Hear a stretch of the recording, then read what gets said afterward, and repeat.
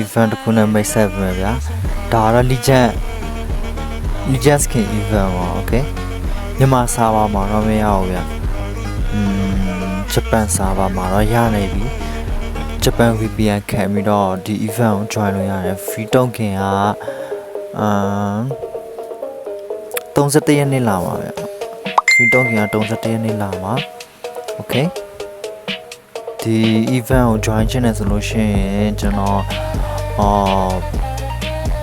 join လို့ရတဲ့ VPN ပေးမယ်ဗျာ join လို့ရတဲ့ VPN ပေးမယ်ကျွန်တော်ရဲ့ Telegram link ထဲမှာဝင်ပြီးတော့ download ရတယ် VPN ပြီးလို့ရှိရင် VPN နေပြီးတော့ Japan server ကို join ပြီးရင် game နဲ့ဝင်ပြီးဒီ event ကို join လို့ရတယ်ဗျာ okay ဒီ event